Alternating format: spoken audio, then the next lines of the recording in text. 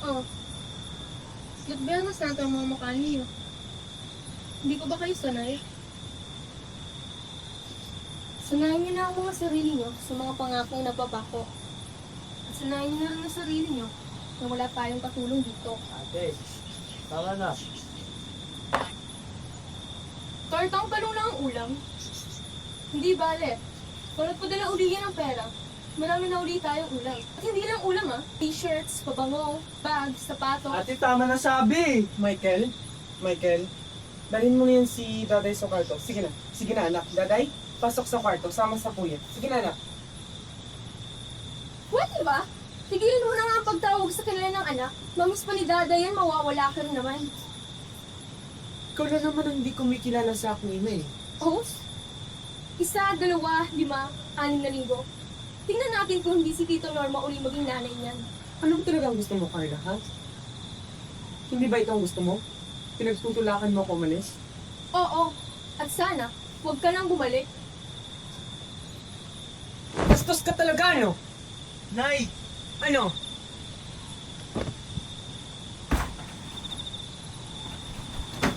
Ano? Lalayas ka na naman? Ha? Sige! Lumayas ka! Layas! Talagang nalayas ako! Oo! Tuluyan mo sirain ang buhay mo! Sige! Layas! Magpakabuang ka sa mga bisyo mo! Magpakisawa ka sa mga... Oo, gagawin ko talaga yon! Sige!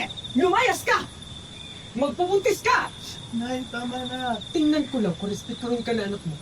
Kung asin na lang yung ulam niya, nagpapakaputa ka na para may masaksa ka lang sa sigmura niya. Alam mo, nagpapasalamat ako sa Diyos at hindi sinila ang 2 bata na galing sa isang babae na irresponsable at makasalit tulad mo.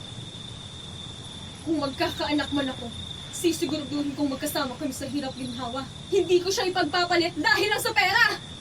Ang kapal ng mukha mo? Nay! Ang kapal ng mukha mo! Wala kang utang na loob! Wala kang...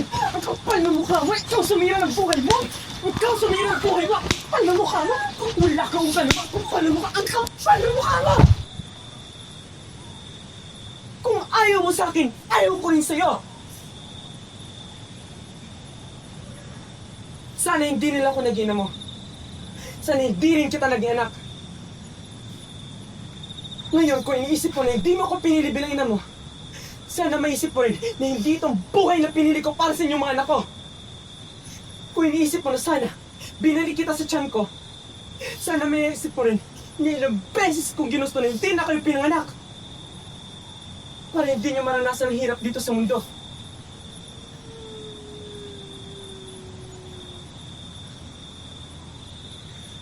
Pero nandito na ako. Nandyan kayo. Kahit nandito na ako saan maglupalop ng mundo, dito dala-dala ko. Obligasyon ko sa inyo na bigyan kayo ng magandang buhay dahil magulang niyo ako. Hindi mo ako naiintindihan. Di ko hiningi lahat ng binigay niyo sa amin.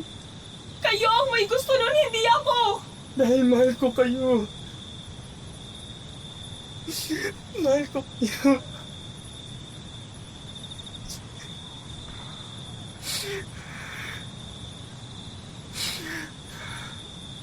Ngayon, sabihin mo sa akin, sinasabi mo hindi kita naintindihan?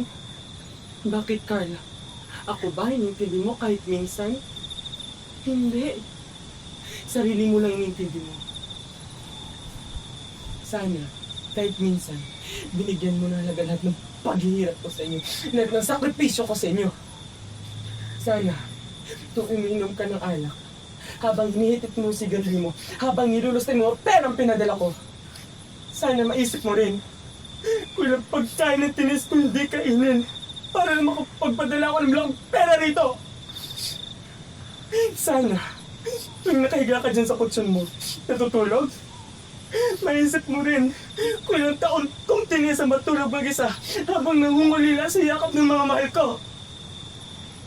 Sana maisip mo kahit konti kung gaano kasakit sa akin ng mag-alaga ng mga batang di ko naman kaano-ano. Samantalang kayo mga anak ko, hindi ko man lang kayo maalagaan. Alam mo ba kung gaano kasakit yun sa isang ina? Alam mo ba kung gaano kasakit yun?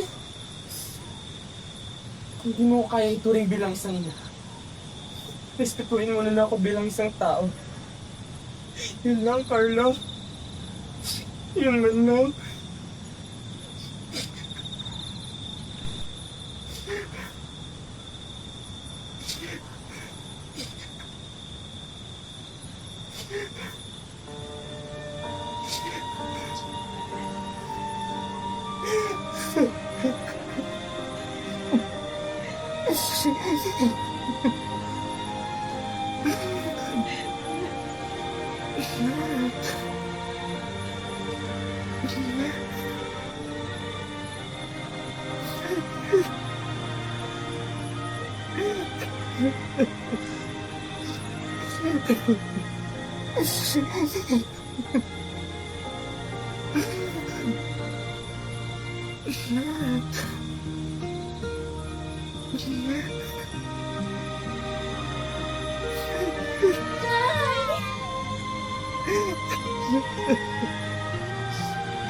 Nay!